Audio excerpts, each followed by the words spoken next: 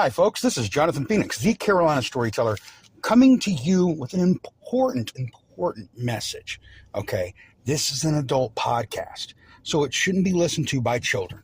And if you're listening to this, I assume that you're an adult. And if you're not an adult, that's bad, because some of the things that we cover on this podcast are topics that really younger ages shouldn't be listening to. There's murder, there's death, there's blood, guts, and gore.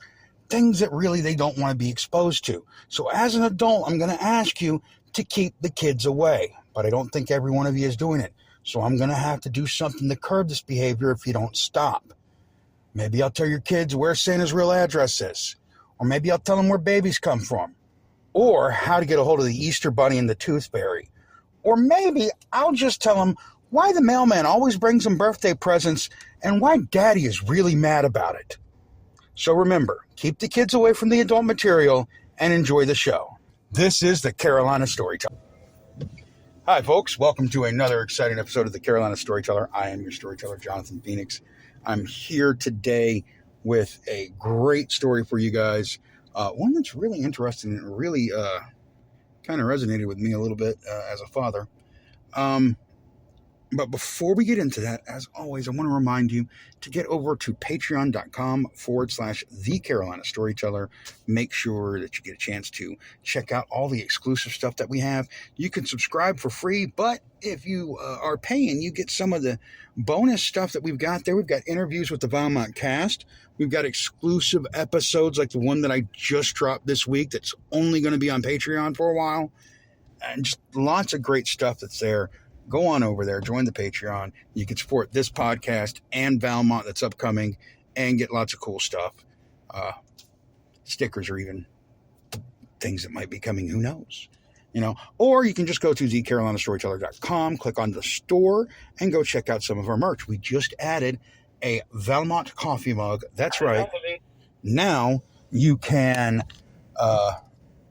drink your favorite hot beverage while listening to your new favorite audio drama. So be sure, get over there, go and check out the Valmont coffee mug. There's the Lavanya was framed coffee mug that you can get a hold of, lots of other stuff. So remember, patreon.com/The Carolina Storyteller or thecarolinastoryteller.com. Two ways that you can support this podcast and help me to keep coming back, telling you all these crazy and great stories that I've got that are just coming out the wazoo that I've got for you. With that being said, all that shilling is off. I hate shilling. With that being said, we're going to go into today's story. Today's story is a cryptid, and it is a relatively new cryptid. This one's new to the world. 2009 was the first time that this cryptid was mentioned. Now, here's the thing, is this cryptid is absolutely 100% not real. 100%, he's fake. He doesn't exist. It's completely made up. But he became so powerful, so fast, that he was able to cause attempted murders and attacks to happen within 5 years of him being created.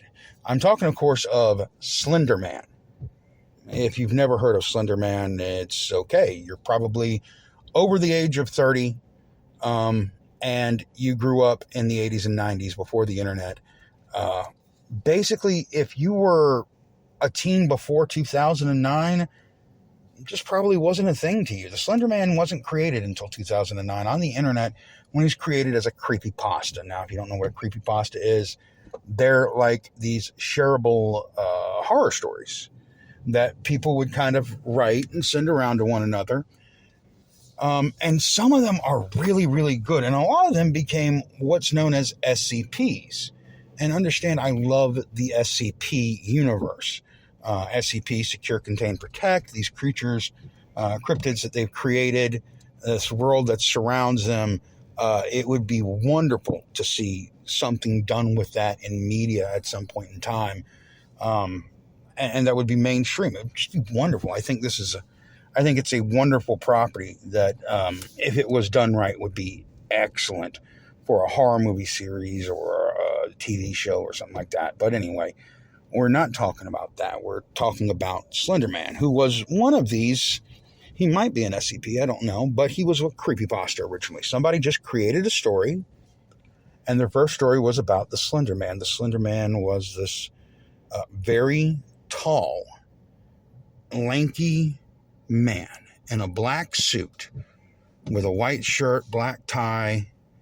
He was extremely skinny, over 9 feet tall, and his arms and legs were disproportionately long. Like his arms just seemed to stretch down forever. And he had long fingers. And his head had no hair, no face, no ears, no nothing. It was just smooth.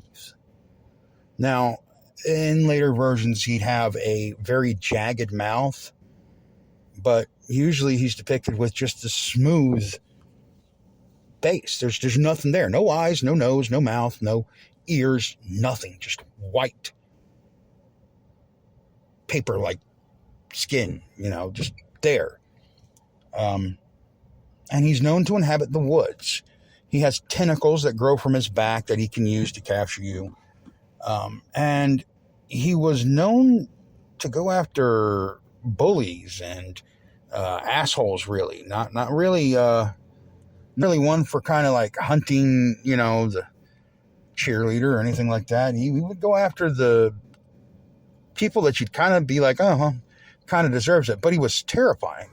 Slender Man had no weaknesses. Slender Man couldn't be stopped. If Slender Man was coming after you, you couldn't get away from Slender Man.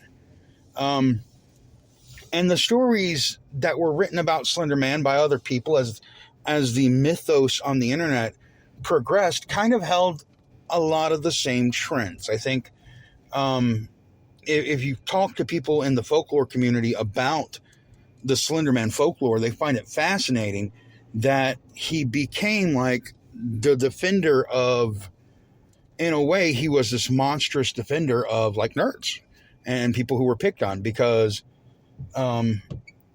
he was going after bullies and bigots and, people who were basically assholes, which makes you wonder, why would anybody fear the Slender Man? Well, the problem was that Slender Man didn't always go after assholes, apparently, because sometimes the assholes got on there and wrote, I guess. I don't know. And the Slender Man also, he had an effect on things around him. The world around him kind of changed and morphed. He'd get into your head and mess with your mind and be in your dreams. And sometimes he'd make you do things for him. Now, this brings us to the next part of our story. Like I said, Slender Man came around in 2009. By 2014, Slender Man had grown into kind of this phenomenon. There is a series called Marble Hornets, which is kind of like this video series on YouTube where these guys kind of did their own telling of the Slender Man story with other characters that they had included into it, where Slender Man was kind of haunting them and driving them nuts. And there were other like big things going on the internet where people were just doing, these takes of Slender Man doing crazy things. And then, of course, you had pictures of Slender Man showing up.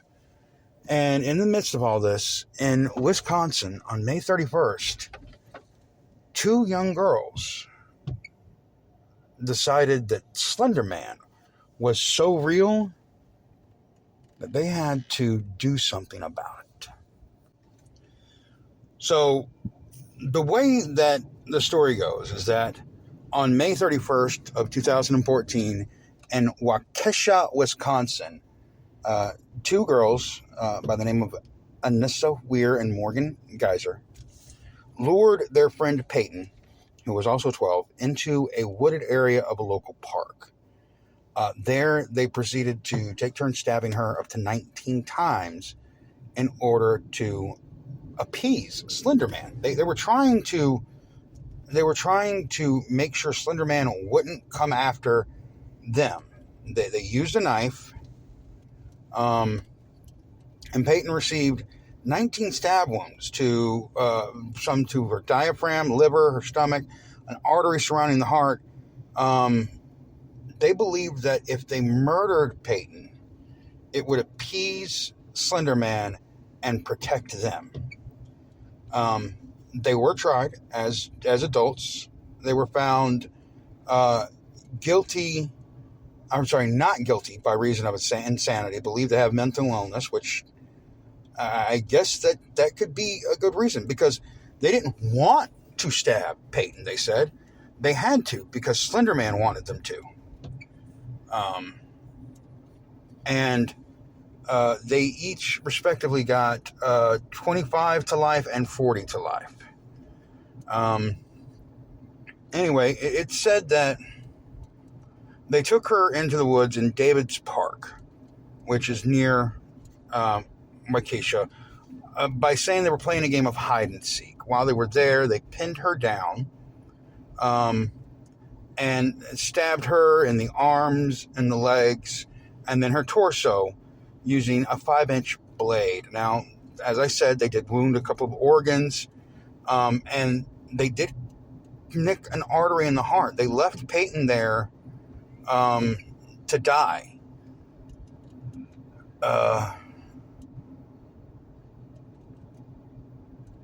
They told her that they were going to find help for her. They didn't. But instead, Peyton dragged herself to a nearby road where a cyclist found her, called emergency services, and surgeons, after a 6-hour operation, were able to save her. After the attack, of course, the story got out. They found the two girls at a furniture store on Interstate 94, about 5 miles from the attack. They still had the knife in their possession,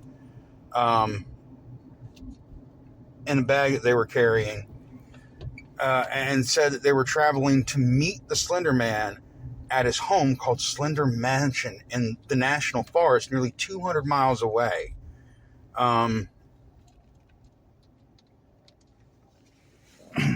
Now, the interesting thing is that when they were interrogated, they did not have a guardian or counsel present. And it was thrown out because of this. But they supposedly showed no empathy or displaying signs of guilt for the stabbing, both saying that they had to commit this act. They had to commit this act in order to appease the Slender Man. It took 7 days for Peyton to be in the hospital after the attack, and she was able to return to school that September. And then, of course, as I said, the girls were tried as adults and, then sentenced to 25 years to life and 40 years to life, respectively. This story really gets me going with the power of the internet. Slender Man was a 5-year-old tale. Nobody had heard of it when my kids were telling me about the Slender Man. I was like, this is a joke. Right? I mean, this is not a real, I know real ghost stories, okay? These are stories that have been around for hundreds of years, not thousands of years. Okay, some of them have only been around for decades, but you get the point, okay? These are real ghost stories because they've been around longer, but are they any more real than Slender Man? Slender Man is just the newest folklore to be out there, and obviously it's going to be around for a long time. And as it's in the folklore zeitgeist now, and it is a part of our folklore, our American folklore to be precise,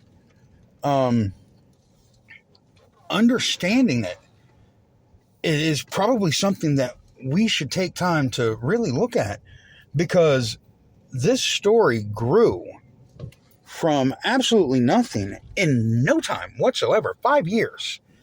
And it became a story that was taking over just the world, really.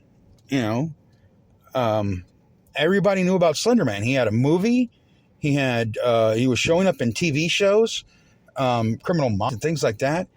And then he was so influential that 2 young girls decided, we got to kill our friend for Slender Man. Because if we don't, Slender Man's going to come for us. And my kids grew up with Slender Man. They didn't know Slender Man didn't exist before they were born. They didn't know that it was completely fake on the internet as they were coming up as kids. Slender Man was just this thing that they found on the internet because my son knows how to hack computers and has figured that out when he was like 4. Drives me nuts. I couldn't put parental controls on anything because he'd figure out a way around it every time. It drove me insane trying to control the internet as a father raising my kids. And believe me, I tried. I would find different ways every time, and they would figure a way around it every time. What can I say? My kids are smart, and I'm very proud of both of my sons for that. But I was really frustrated at the time. They grew up with Slender Man as part of their folklore. At least I didn't grow up with him as part of the folklore. He was imaginary, but he is folklore now. And all folklore should be respected for what it is. So, kudos to Slender Man for becoming folklore, because he became this story that had such an influence.